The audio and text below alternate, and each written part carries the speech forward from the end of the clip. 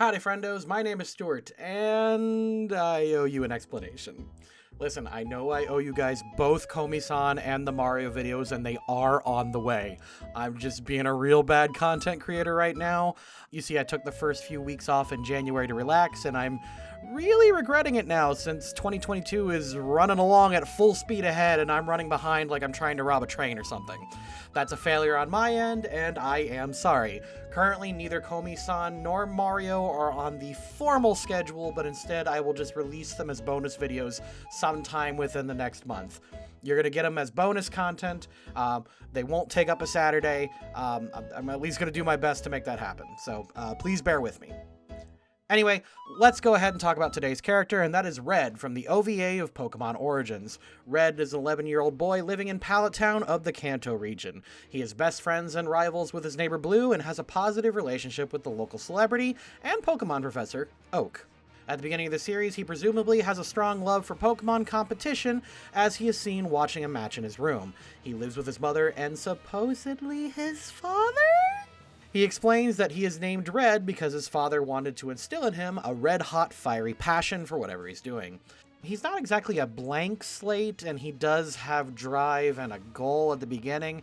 He's just klutzy and shockingly clueless in a lot of ways when he doesn't understand basic type matchups and even tries to catch another trainer's Pokemon. But he is a fast learner, and he does correct his behavior and quickly learns from his mistakes. He is also well-mannered and has been described in most wikis as having a heart of gold and not a soul of silver. You get it? I made a Pokemon joke. I think we can start Red at Lawful Neutral, bordering on Lawful Good. So for, he's on Lawful Neutral, but the token is touching Lawful Good. Kids are always kind of hard to assess since they haven't gotten a lot of life experience under their belt, and by their very nature, kids are very self-centered.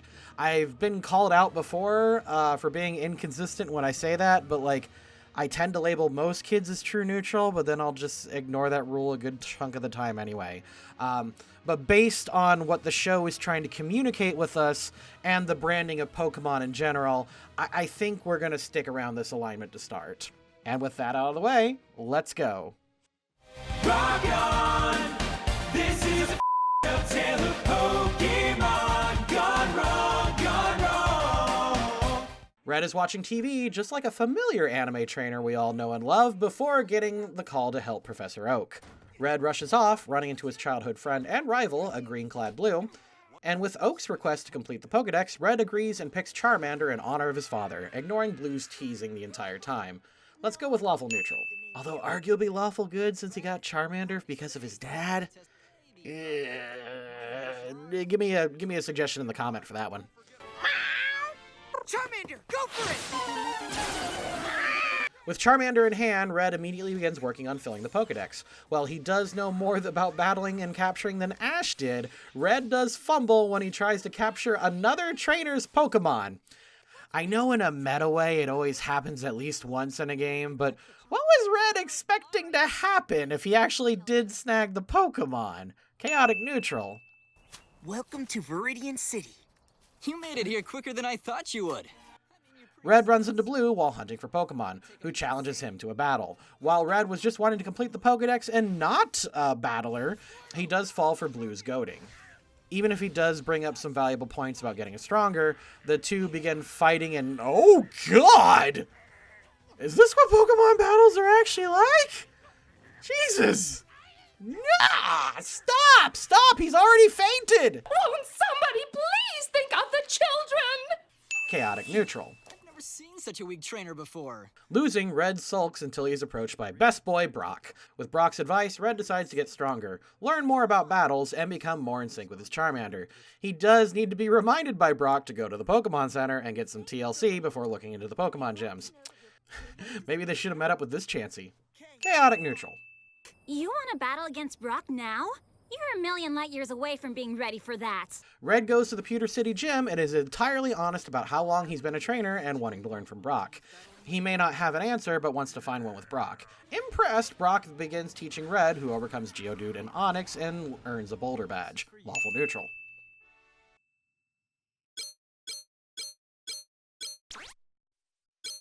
Red continues his Pokemon journey, battling but still following Oak's dream to complete the Pokedex.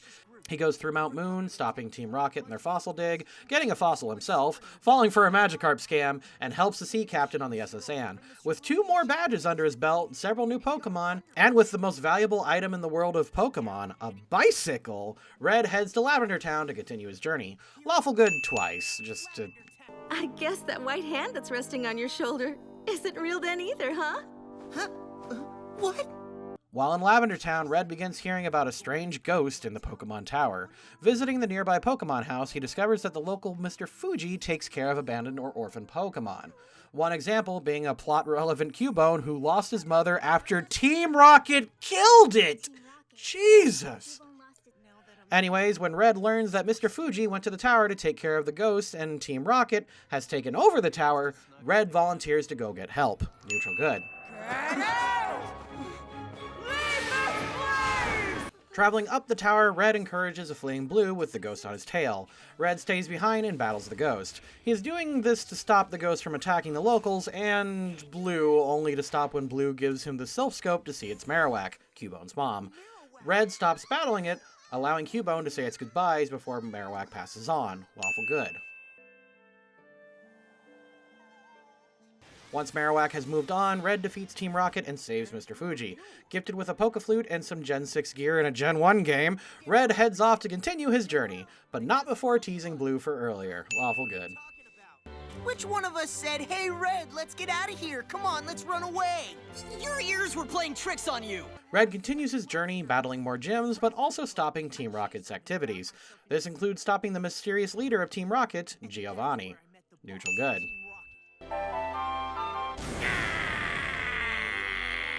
Meeting Blue in Saffron City, Red saves a fleeing secretary from Team Rocket. They learn Giovanni and his men have taken over Silph Co.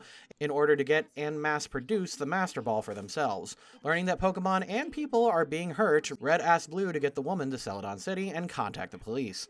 Blue initially says no, but Red becomes insistent since they can't ignore this. Lawful good. You guys get out of here! Keep running! With Blue handling backup, Red storms and begins overtaking Silph Co. like his name was John McClane. He saves the Pokemon and scientist and is gifted Lapras. With everyone safe, Red comes face to face with Giovanni. Telling Giovanni that the police are on their way, Red tries to stop Giovanni and Matt Mercer from escaping Silph Co. but is beaten. Lawful good. This is the best you can offer? What a pitiful waste of such gifts. Montage time, again, as Red continues to blaze through the Pokemon League and his journey. He even continues to research Pokemon for Oak, even exploring the Pokemon Mansion and learning about a final boss. Lawful Neutral. They say that the gym leader in Viridian City is strong. He uses ground types, and everyone says he's never had to even use half his true strength to defeat a challenger. Learning that the final gym leader has returned, Red goes over to challenge him, eager to learn from the strongest gym leader. Only, gasp! The final gym leader is Giovanni!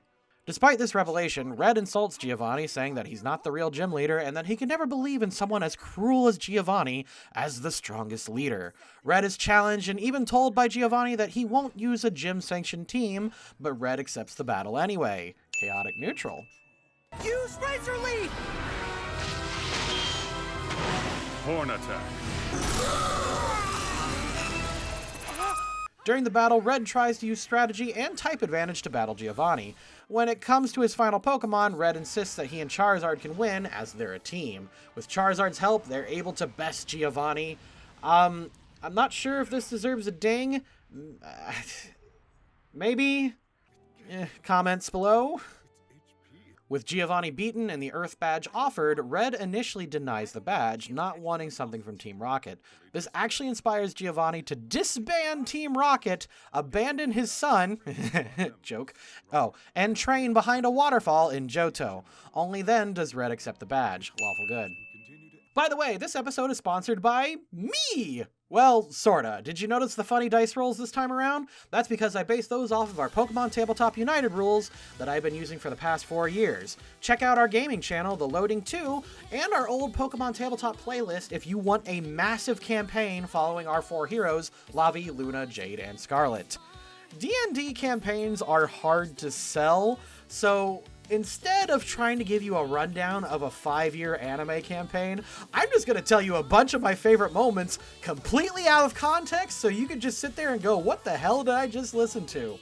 Also, as a fun bonus, our editor Anthony has no clue as to what I'm referring to, and I'm not going to give him any context. So he's going to edit these to the best of his abilities without having any idea what the hell I'm talking about. Someone who's seen the campaign should tell him how he did in the comments, and I will pin my favorite comment on this video. Remember when that nuke exploded in the desert and our heroes had to summon FEMA, the international police, and the god of death to handle it? Remember that time when the martial artist swam in poo water and then grew gills? Remember when that Machamp disguised itself as a magic harp for the jumping contest? Remember that time Jade performed surgery on herself with Scarlet so she could get married? Remember when COVID happened in the campaign and combined itself with radiation to make Super COVID? Remember that time Scarlet became a god and duct taped the universe back together? Remember when Jade went to go pick up her friends from the power plant and accidentally landed in another dimension? Pepperidge Farm remembers. Pepperidge Farm remembers all of it. That's right. Pepperidge Farm's been paying attention to the campaign. Unlike the editor! Have fun with that, Anthony. And I hope to see you guys in our next Pokemon live stream. Not only are the D&D campaigns really fun, but we also stream the latest Pokemon games whenever they come out, including Pokemon Arceus. So subscribe to both TheLoadingCrew and our Twitch channel if you ever want to become a part of that. Defeating Victory Road, Red challenges the Elite Four, per Giovanni's advice, to be as strong as possible to complete the Pokedex. After beating Lance, Red learns that he has one last opponent, his eternal rival and the trainer that everyone has nicknamed into something crass. Don't lie to me. I know you all did. Blue. In this wonderfully animated fight, Red, with the love and trust of his Pokemon, wins. He ends the battle with a thanks and is inducted into the Hall of Fame. Lawful Neutral and Nat 20 fight.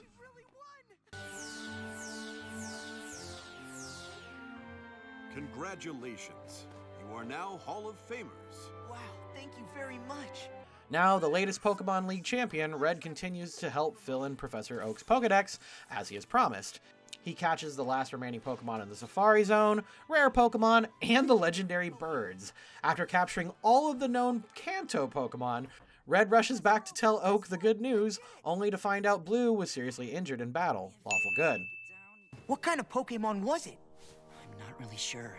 Something that I'd never seen before. Learning of the legendary 150th Pokemon that we covered on this channel with Joe Crap. Check out. This is actually my favorite video. Seriously, go check out my Mewtwo video. Red is asked by Oak to investigate the mysterious Pokemon. Despite how thoroughly Blue was crushed, Red prepares to capture this new species of Pokemon, taking Oak's advice to give Charizard the Keystone. Lawful good. I'm gonna put my boot between your gums. Using every Pokemon at its disposal, Red tries to capture Mewtwo. He even gets into the thick of it, trying to help Charizard, and with their powers combined, Red ROM hacks his Gen 1 game and unlocks Mega Evolution. With this new power, Red captures Mewtwo and completes the Pokedex. With this quest over, Red goes to rest, only to remember what Mewtwo's name was and immediately go look for Mew. No doubt he'll be looking under trucks or try and glitch the game. Lawful Neutral. So again, Red is kind of hard to define because he's kind of supposed to be a lot of different things at once. Red as a character in this series is meant to represent the player character from the original video games, which means he's supposed to be you, and he's supposed to represent your journey of beating the Pokemon League and collecting the original 151 Pokemon. This OVA is also meant to serve as advertisement for the latest games because they included Mega Evolutions and that whole looking back montage at the beginning of episode 1. It's just a very, very basic story that's trying to accomplish almost too much at once. It doesn't really help either that Red has been used as a character in 3 or 4 different media sources by now. He appeared in many mainline Pokemon games as a potential battle rival, and he's also the main character of the Pokemon Adventures manga for a bit, and he also kind of shows up in Detective Pikachu. and he just kind of pops up whenever Game Freak or Nintendo need some easily marketable nostalgia bait. And this isn't even like a diss or anything like that. It's actually really smart of Game Freak to do that. Red was the original trainer, and him being what he is, it made him an icon of Pokemon. Everyone likes this kid because of how basic and simple he was. The basic ingredients of Red, all you need to make a good Pokemon Red character is a good-natured kid who starts off as an underdog and then becomes the very best, like no one ever was. He doesn't need to say a lot, he just needs to go out and be a badass and look cool. Also, I am absolutely convinced that if he wasn't the final boss in Pokemon Gold and Silver, that the series would have actually ended there. Man, those were a good set of games. And I guess I'm sorry I don't have a lot to say with Nuance, but if you tune in next month during Pokemon Day, I think you guys will be very happy of which character we plan to cover. I've been told this guy is very nuanced and very interesting. Or shall we say, interesting. Thank you to the patrons, and I'll see you next time.